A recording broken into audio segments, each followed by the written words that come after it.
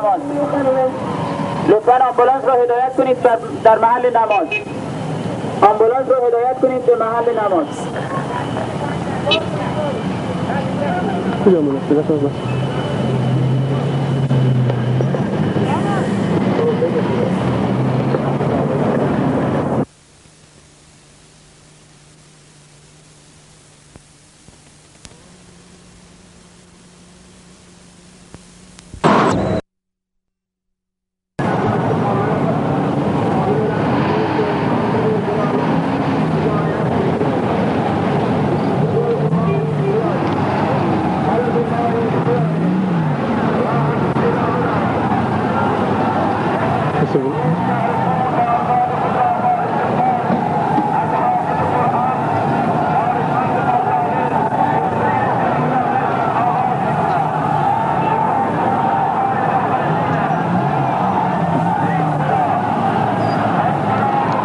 خودت هم شو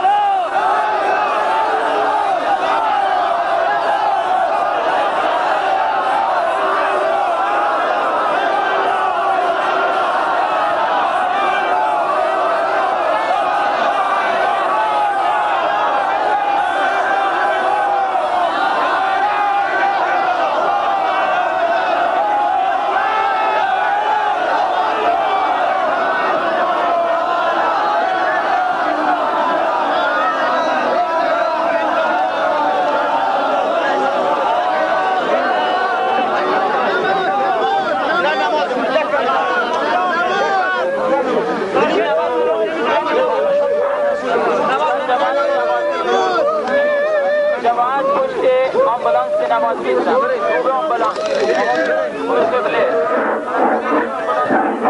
آقا میخوان خبر بفرمایید. لطفاً به صف می‌ایستید برادران برای نماز. برادران برای نماز. صف‌های فشرده. خداوند جزای خیر رو به همه بده.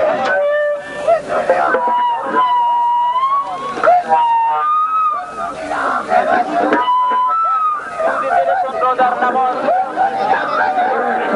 بسم الله الرحمن الرحیم. از برادران سوگوار تقاضا می شود آرامش خود را حفظ فرمایند. سر جای خود مرتب بایستید. نماز جنازه می خوانیم در اینجا برای ششمین بار بر روح و جسد مطهر و پاک دانشمند بزرگ جهان اسلام و مجدد قرن. در حقیقت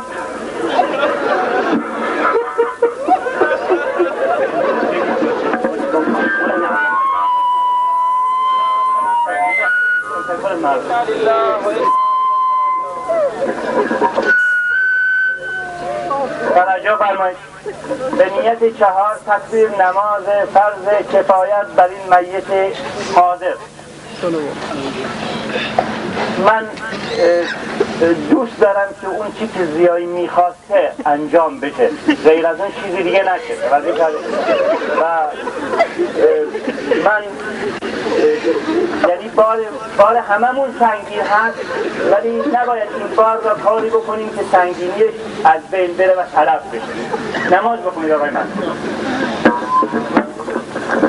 میکروفون بیا. نماز جنازه که اکثرا الحمدلله خوندید و میدونید عبارت است از 4 تکبیر فرض کفایت. نیتش همونطور که میدونید بر این میت حاضر. تکبیر اول سوره فاتحه میخوانیم.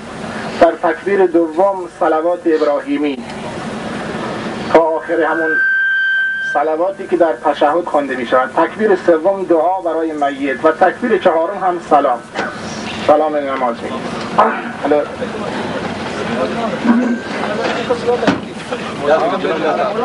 جنابه که آن ماشین رو بگذاره.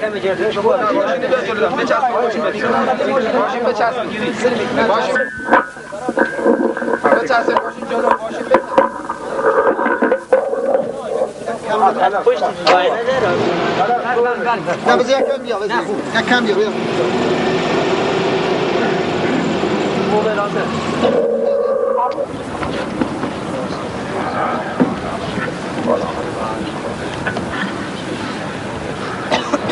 الله اکبر.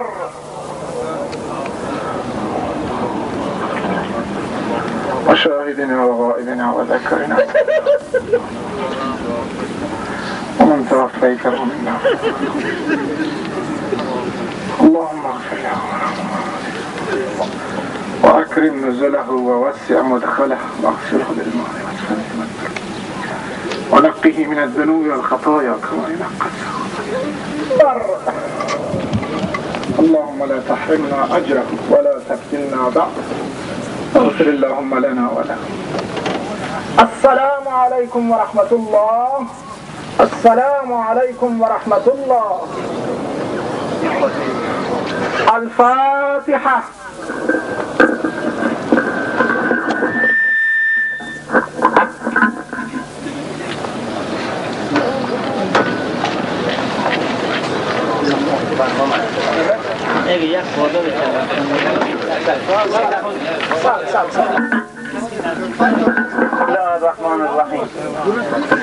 بسم الله الرحمن الرحيم. أعوذ بالله من الشيطان الرجيم. قل لن يصيبنا إلا ما كتب الله لنا هو مولانا فعلى الله فليتوكل المتوكلون. ولنبلونكم بشيء من الخوف والجوع ونقص من الأموال والأنفس والثمرات وبشر الصابرين الذين إذا أصابتهم مصيبة قالوا إنا لله وإنا إليه راجعون.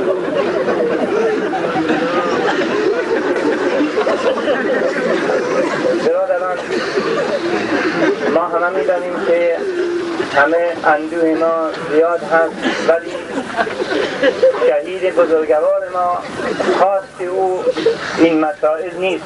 خواست او همیشه این هست که انسان پایبند به قرآن و سنت رسول الله باشه و همیشه تأکیدش بر مواظبت بر نمازها و پیروی از قرآن بود. غیر از این چیزی دیگه از ما نخواست. من